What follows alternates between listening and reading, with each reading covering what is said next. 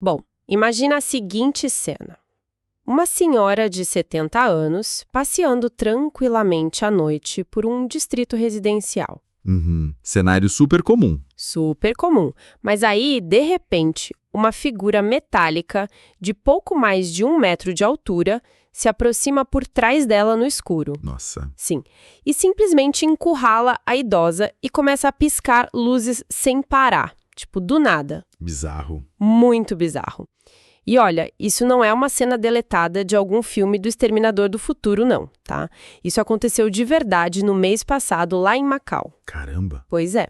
E o motivo pelo qual essa máquina quase causou um infarto nessa senhora é exatamente o mesmíssimo motivo pelo qual um outro modelo de robô, tipo, poucos dias depois, destruiu um restaurante na Califórnia. É a famosa revolução das máquinas, né? Só que bem diferente do que a gente esperava. Exatamente. Então, é excelente a gente começar mais um mergulho profundo com quem nos ouve hoje. E a nossa missão é justamente investigar essa revolução desastrada de março de 2026. Com certeza, a gente tem aqui na mesa uma pilha de reportagens fascinantes, sabe? Tem artigos do portal TechCrunch, tem da coluna Page Not Found do portal Extra e da revista Veja também. E o quadro que essas fontes pintam é completamente diferente do que Hollywood nos prometeu. É, tipo, um contraste notável, na verdade. Porque se a gente parar para pensar, atualmente a atenção do público está super voltada para debates extremamente sérios sobre tecnologia bélica, né? Ah, sim, com certeza. A gente vê isso toda hora. Pois é, as próprias fontes mencionam aquelas negociações recentes, sabe, entre a Anthropic e o Pentágono. Uhum. Sobre o uso de inteligência artificial em estratégias militares tal. Então, tipo, tem um medo muito palpável de que armas nucleares possam operar sozinhas, sem intervenção humana. Que é aterrorizante. É aterrorizante. Mas o que é fascinante aqui é que a realidade da automação de ponta, essa que está chegando nas nossas calçadas agora, hoje, ela é, tipo, muito menos letal e muito mais caótica. Totalmente caótica. Sim. O perigo real e imediato nas nossas ruas e restaurantes não está nos mísseis inteligentes, mas na incapacidade crônica que essas máquinas têm de entender o convívio social básico, sabe? Certo, vamos destrinchar isso, porque essa transição da tecnologia de ponta, tipo, saindo dos laboratórios para o mundo real, parece que está sendo um verdadeiro desastre cômico. Uma comédia de erros, praticamente. Exato. Então vamos começar pela história de Macau. E só para contextualizar quem acompanha a gente, Macau fica na China, mas foi um território sob a administração de Portugal até 1999. Uhum, o que já cria um caldeirão cultural super interessante. Sim, cria mesmo. E foi lá, no dia 5 de março de 2026, que a gente teve o que, bom, podemos chamar da primeira prisão de um robô. Prisão entre aspas, Entre né? muitas aspas. Mas, olha, a senhora de 70 anos estava andando e, como qualquer ser humano no século XXI, ela simplesmente parou no meio da calçada para olhar a tela do celular. E é aí que entra a máquina. As reportagens identificam o robô em questão como um modelo Unitree G1. Uhum. E, para colocar a situação em perspectiva, não estamos falando de um brinquedo barato, sabe? Ah, longe disso, né? Muito longe. É um equipamento que custa cerca de $15 mil, Caramba. o que dá o equivalente a quase R$ 85 mil. Nossa, R$ 85 mil andando na rua sozinho. Exato.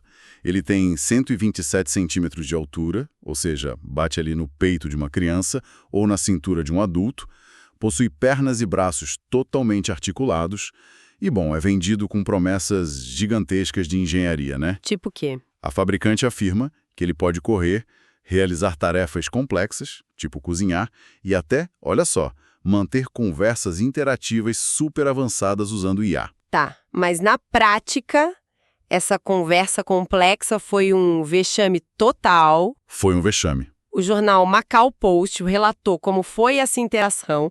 A idosa, que obviamente estava assustada com aquela máquina parada atrás dela no escuro, piscando luzes que nem louca, ela começou a brigar com o robô. Uma reação super compreensível. Totalmente. Ela gritou algo na linha de: "Ah, você tá fazendo o meu coração acelerar, você tem muitas coisas pra fazer, então qual é o ponto de ficar brincando com isso? Você é maluco." E a resposta da IA avançadíssima de R$ 85.000 foi... Foi simplesmente levantar os braços, numa postura que pra ela pareceu um deboche absoluto, sabe? Tipo um "e aí?" Nossa, que desastre. Muito. E o nível de estresse ali na rua foi tão alto que as pessoas em volta chamaram a polícia de verdade. Uhum. Os policiais chegaram e literalmente apreenderam o robô. E a senhora, coitada, ela estava em estado de choque e precisou ser levada de ambulância para o hospital, para garantir que o coração estava bem. Pelo menos não teve ferimentos físicos, né? Felizmente não teve. Mas, tipo, o susto foi gigantesco. Sim, e o que a gente realmente precisa analisar aqui é a justificativa oficial que veio depois disso tudo, sabe? Essa parte é inacreditável. Pois é.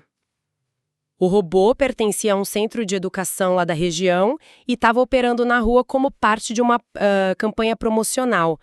E quando os responsáveis pelo centro foram questionados, eles simplesmente culparam a vítima. Exato, culparam a vítima. Sim, a alegação deles foi que o robô estava apenas seguindo a rota que foi programada, mas a mulher, ela parou de forma abrupta no meio do caminho. Uhum.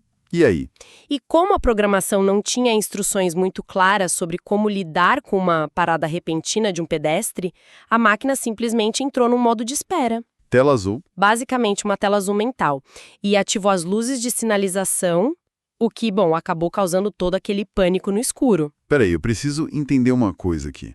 Porque, tipo, aqui é onde a coisa fica realmente interessante, sabe? Manda, como que alguém investe todo esse dinheiro, quase R$100 mil, numa máquina avançadíssima e colocar ela numa via pública sem pensar, tipo, no básico do básico? Pois é. Porque até um aspirador de pó inteligente, daqueles redondinhos, sabe bater no pé de alguém e desviar.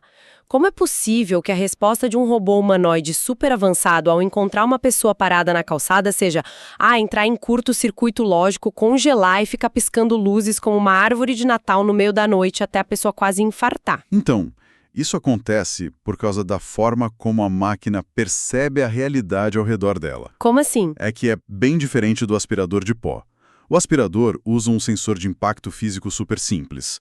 Bateu, virou. Certo. Já os robôs humanoides, tipo esse Uni-3 G1, eles usam sistemas super complexos de visão computacional. Coisas como sensores LiDAR e câmeras de profundidade. Tá, e o que isso muda na prática? Muda que o robô não vê uma senhora de 70 anos distraída com o celular, entendeu? Uhum. O que ele vê é o que a engenharia chama de caixa delimitadora. É como se fosse um caixote invisível, um obstáculo, que tem um vetor de velocidade e uma direção específica. Ah, entendi. Ele vê matemática. Exato. Ele vê geometria. O algoritmo de navegação fica o tempo todo prevendo onde esse obstáculo vai estar no próximo segundo para poder calcular uma rota de desvio segura. Então, quando ela para do nada na calçada para ler uma mensagem de texto, tipo, ela simplesmente quebra a matemática do robô. Exatamente isso. O vetor de velocidade da mulher cai para zero de uma forma que ele considera imprevisível. Nossa. E pensa comigo. No ambiente de laboratório, se um obstáculo que estava se movimentando para do nada, geralmente isso é uma falha na simulação ou é um objeto inanimado que caiu. Uhum. Então, o software ele entra num estado de conservação. A regra é, tipo, não avance para não causar uma colisão. Aí ele congela. E as luzes? As luzes piscando são, na verdade, um código de diagnóstico. Ou um alerta de proximidade da própria máquina. Tipo, avisando, olha, o meu caminho está bloqueado. Mas para quem tá olhando, parece que a máquina tá prestes a explodir, né? Com certeza. E o erro grave aqui é de design comportamental. Os engenheiros projetaram a navegação geométrica perfeitamente, mas eles ignoraram completamente a semântica humana. Sim, um comportamento básico. Sim, na vida real, as pessoas hesitam. Elas mudam de direção, conferem notificações do celular, tropeçam. Exato. E o fato de o tal centro de educação afirmar que a máquina não conseguiu controlar a situação, olha, isso mostra uma arrogância clássica da engenharia, sabe? Como assim arrogância? Aquela expectativa de que o mundo físico, que é super desordenado e imprevisível, deva se comportar com a mesma previsibilidade dos dados dentro de um servidor fechado. Nossa, isso faz muito sentido. É fascinante e até meio assustador pensar que a tecnologia de ponta falha não porque falta poder de processamento, mas porque falta bom senso mesmo. Sim, falta repertório de mundo. Falta uma empatia artificial.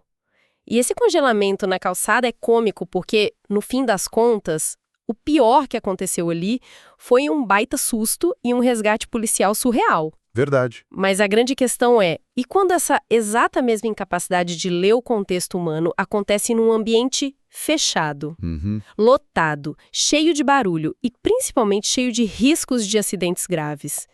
Porque é aí que essa falha de software deixa de ser uma piada e vira um perigo real para todo mundo em volta. E apontado pelas nossas fontes, Sim, que ilustra perfeitamente essa escalada de risco que você mencionou. isso mesmo. A gente vai sair agora do espaço aberto lá em Macau e entrar pelas portas de um restaurante na Califórnia. Outro cenário super complexo. Demais. E esse caso explodiu nas redes sociais, por volta do dia 17 de março de 2026. Inclusive, é super interessante observar nas fontes como o caos da internet distorce alguns detalhes geográficos muito rápido, sabe? Como assim? É que o artigo do TechCrunch, por exemplo, ele crava que o incidente ocorreu na cidade de Cupertino. Assim. Só que a revista Veja relata o mesmo caso, dizendo que foi em San José. Certo. Ambas são cidades vizinhas ali no Vale do Silício, mas isso só mostra o quão rápido aquele vídeo viralizou e perdeu um pouco da rastreabilidade original. O famoso telefone sem fio da internet. Exato. Mas o palco desse desastre, independentemente da cidade, foi uma unidade da rede chinesa Aidilao.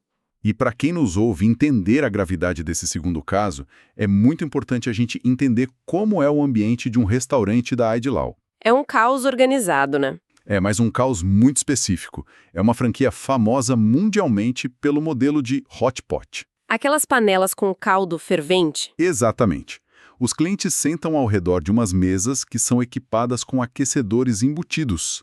Aí os garçons vêm e trazem umas panelas enormes, cheias de caldos, que ficam literalmente fervendo ali, bem no centro da mesa na sua frente. Borbulhando o tempo todo. Sim, e o cliente mesmo vai mergulhando carnes cruas, vegetais nesse caldo borbulhante para cozinhar na hora. Então, visualiza um ambiente, é um restaurante com corredores super estreitos, tem muitas bandejas pesadas circulando, dezenas de pessoas gesticulando, conversando alto e temperaturas perigosamente altas espalhadas por toda parte. Ou seja, um verdadeiro pesadelo logístico. Um pesadelo. E foi exatamente nesse cenário que a administração do restaurante decidiu colocar uma máquina para entreter o público. Brilhante ideia, né? Genial! O robô humanoide dançarino, que aparentemente era o modelo Agibot X2, era um modelo que, segundo o TechCrunch, tinha sido a grande estrela da feira de tecnologia CES em Las Vegas. Aquela feira gigantesca que acontece em janeiro. Essa mesma, 2 meses antes.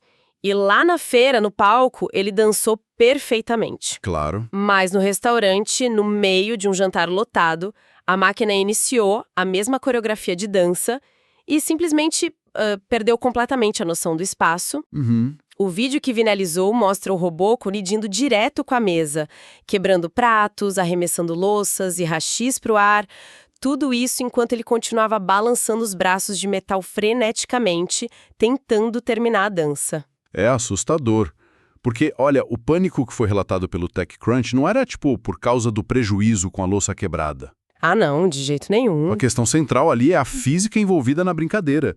Esses robôs, eles pesam dezenas de quilos. Sim, é muito metal. E os braços são movidos por atuadores elétricos potentes pra caramba. Eles não sentem dor, não têm hesitação, não cansam.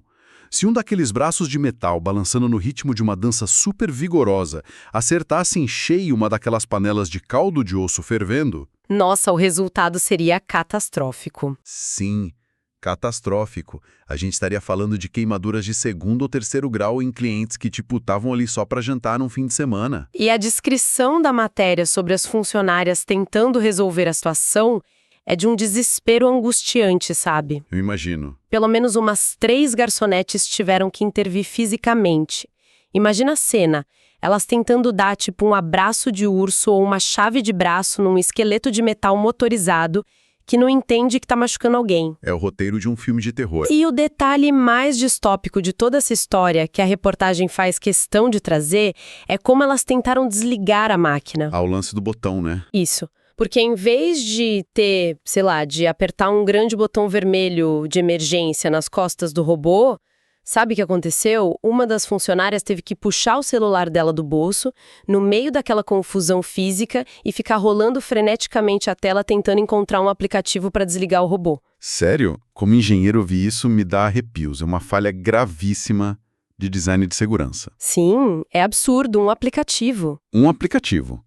Porque o conceito de kill switch, ou botão de desligamento de emergência na indústria, ele exige, é uma regra, que seja uma ação mecânica. Claro. Tem que ser de fácil acesso, tátil, e que não dependa de conectividade com a internet, de sinal de Wi-Fi, bateria de celular ou, pior, de senha biométrica do funcionário. Nossa, imagina ter que ler o rosto da pessoa enquanto ela luta com um robô. Exato. Ter que desbloquear um smartphone, procurar a pastinha, abrir um app e procurar o botão de parar enquanto uma máquina de dezenas de quilos destrói uma mesa com líquido fervente. Olha, é o ápice da falta de preparo. É de uma irresponsabilidade chocante. E aí você quer saber a resposta da empresa depois que esse vídeo viralizou para o mundo todo. Eu lembro, é uma verdadeira ginástica argumentativa. Uma ginástica olímpica. A rede Haidilao deu uma declaração para a rede americana NBC News negando categoricamente, tá, que o robô tenha sofrido um mau funcionamento ou que ele tenha ficado fora de controle. Aham. A culpa nunca é do equipamento. Nunca. A desculpa oficial deles foi que a máquina foi trazida para muito perto da mesa porque, olha só, um cliente pediu. Claro, o cliente. Eles alegaram que esse foi e eu vou até abrir aspas para essa maravilha do jargão corporativo, foi um cenário de operação não típico. Certo. E que o espaço limitado ao redor da mesa é que afetou o movimento da dança do robô. Bom, se a gente conectar isso a um cenário mais amplo, essa frase que eles usaram, cenário de operação não típico, ela é a grande chave para a gente entender a principal barreira atual da robótica no mundo. Ah, é? Explica isso. Na engenharia de software e de sistemas, a gente costuma chamar isso de edge case, ou situação limite, sabe? Edge case, tá. Em essência, qualquer coisa que foge daquela normalidade bonitinha e esperada do laboratório. Certo. O grande problema é a indústria tentar usar essa lógica de um ambiente controlado no mundo caótico real. É tipo, bom, é como tentar usar um carro de Fórmula 1 para fazer as compras do mês num supermercado.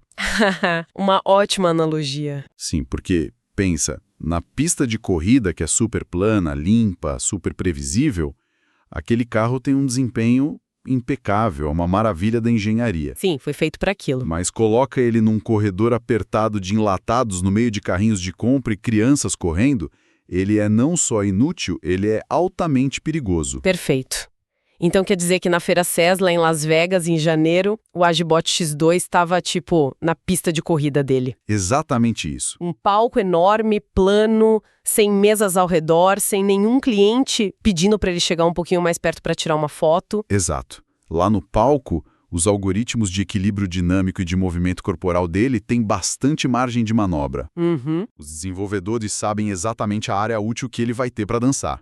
Mas quando o robô é inserido na complexidade insana de um restaurante, qualquer variação, tipo, uma cadeira ligeiramente fora do lugar, um cliente esticando o braço para pegar um guardanapo, ou um pedido de aproximação que a empresa mencionou, tudo isso transforma o ambiente em algo não mapeado para a máquina. Ele não consegue se adaptar. Não consegue.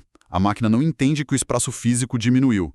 Ela tenta executar exatamente a mesma amplitude de movimento que ela faria num palco gigante vazio. E aí acaba colidindo com tudo. Colidindo com tudo que está fora da malha de predição dela. Então, assim, tecnicamente o software fez o que foi programado para fazer. A dança. A dança. A falha brutal aí foi ignorar que as condições de contorno mudaram completamente. Nossa, e isso me leva à observação que eu achei a mais genial de todo o artigo do TechCrunch. Qual? A matéria menciona aquela famosa música da banda The Killers, lançada há anos, onde o vocalista canta Are we human or are we dancer? Tipo, somos humanos ou somos dançarinos? Ah, sim. Clássico. Pois é.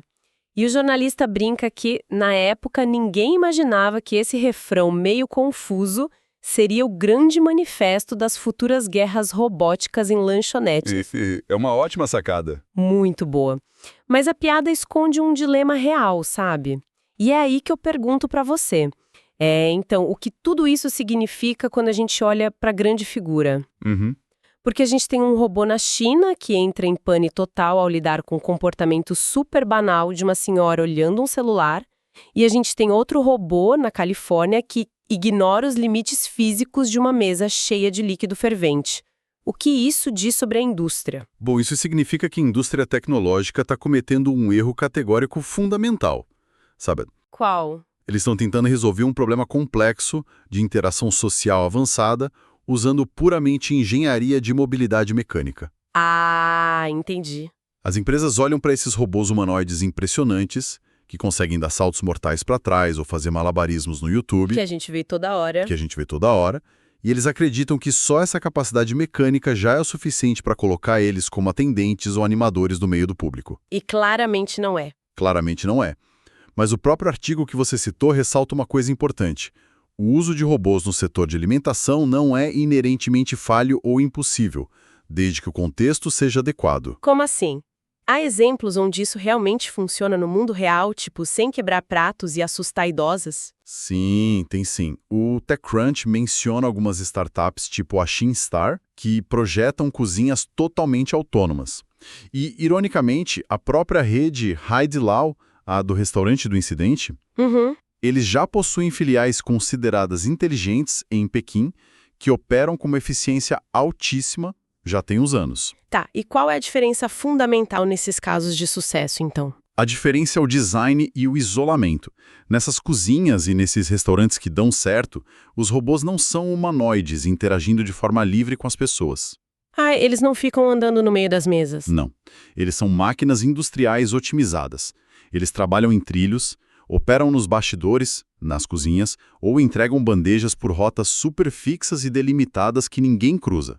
Faz sentido. O sucesso existe justamente porque os humanos e os robôs ocupam zonas de operação separadas, entende? O desastre lá em Cupertino ocorreu justamente quando eles tentaram quebrar essa separação de zonas. Eles misturaram tudo. Misturaram.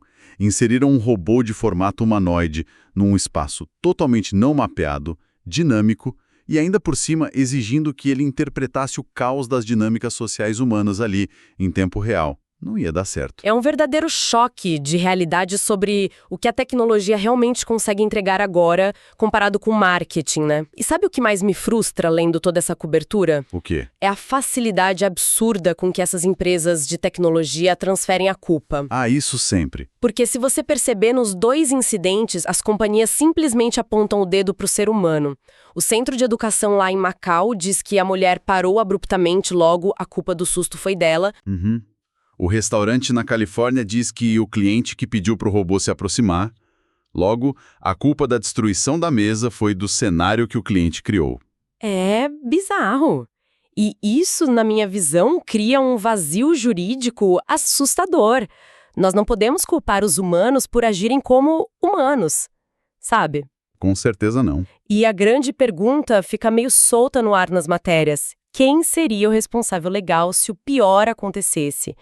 Quem paga a conta do hospital lá em Macau para o atendimento de choque daquela idosa? Ou pior, quem arcaria com aquelas indenizações milionárias lá nos Estados Unidos se aquele caldo fervente tivesse caído, sei lá, numa criança que estava passando? Isso levanta uma questão importantíssima. Essa lacuna jurídica na responsabilidade civil, quando a gente fala de robôs comerciais, ela é muito profunda. Muito. Porque as defesas dessas empresas mostram claramente que elas pretendem se apoiar em termos de uso e naquelas cláusulas de, operação típica, sabe? Para se eximirem de culpa. A famosa letrinha miúda. Exato, é o argumento do uso indevido. No entanto, legalmente falando, tem um limite para o quanto você pode exigir de precaução do público leigo num ambiente que é de serviço, de lazer. Sim, a pessoa tá ali para relaxar, comer um fondue, não para ser analista de segurança de robô. Pois é, o ser humano não opera de forma linear, previsível e matemática. A gente tropeça, a gente muda de rota para desviar de uma poça de água, a gente quer olhar as novidades tecnológicas de perto, tira foto, deixa as coisas caírem no chão. A gente vive, né? A gente vive. E a engenharia atual de humanoides insiste em subestimar toda essa imprevisibilidade orgânica nossa. E o cerne da questão é bem esse.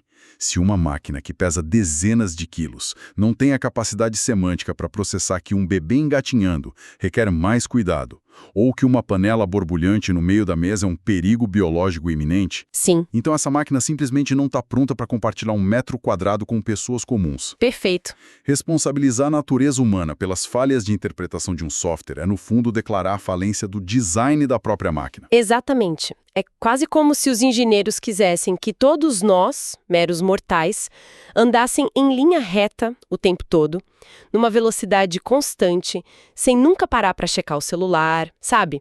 Tudo isso só para facilitar o processamento do robozinho de R$ 85.000 deles. Para não bugar o algoritmo, né? Pois é. Bom, a gente vai chegando ao final da nossa investigação profunda de hoje, e eu confesso que é até reconfortante perceber que o apocalipse das máquinas, pelo menos por enquanto, ele tá muito mais para um show de comédia pastelão, muito caro, do que para um cenário de ficção científica distópica estilo Skynet. Graças a Deus, né? E se há uma grande lição que a gente pode tirar dessa pilha de fontes de hoje, é sobre quais são as verdadeiras barreiras da inovação tecnológica. Porque, olha, fazer com que pedaços complexos de metal, cabos, circuitos consigam se equilibrar em duas pernas e executar passos de dança é um feito extraordinário de física e matemática. Com certeza é incrível. Ninguém tira o mérito. Mas o verdadeiro teste final para a robótica não é a gravidade. É o convívio social.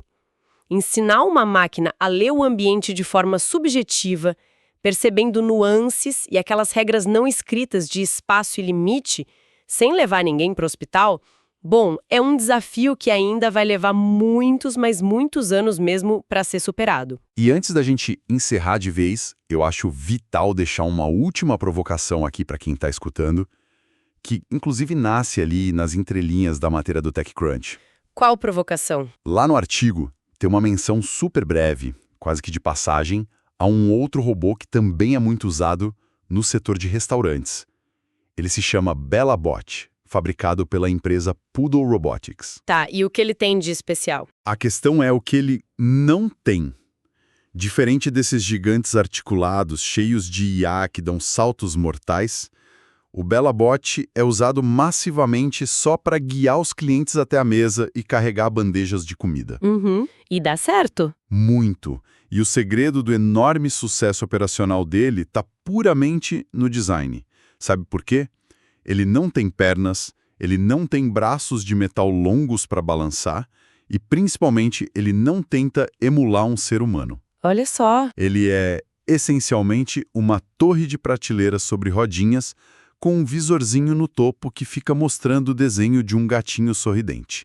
E funciona de forma espetacular. Um gatinho na prateleira, que fofo e funcional. Sim, e isso nos leva a um questionamento profundo. Por que a gente tem essa obsessão cultural que parece quase enraizada na vaidade humana de construir máquinas que sejam a nossa própria imagem e semelhança? Boa pergunta. A gente quer tanto criar humanoides impressionantes que andem como a gente, que tenham o nosso formato bípede, que a gente acaba esquecendo da utilidade prática da coisa. Da segurança, né? Da segurança. Então, quando vemos a polícia precisando prender robôs nas ruas e garçonetes precisando lutar fisicamente contra máquinas de metal em restaurantes, a gente precisa se perguntar, será que o formato humanoide é de fato a melhor maneira de automatizar os serviços da nossa sociedade? Uau! Ou será que o nosso desejo prepotente de brincar de deuses, sabe, criando seres tecnológicos espelhados em nós mesmos? Será que isso está completamente ofuscando o que deveria ser o foco central? Que é criar soluções seguras, estáveis e eficientes, nem que essas soluções tenham o formato de uma simples prateleira com cara de gato. Nossa, essa é sem dúvida uma reflexão incrível e que vai ecoar nas nossas cabeças por um bom tempo.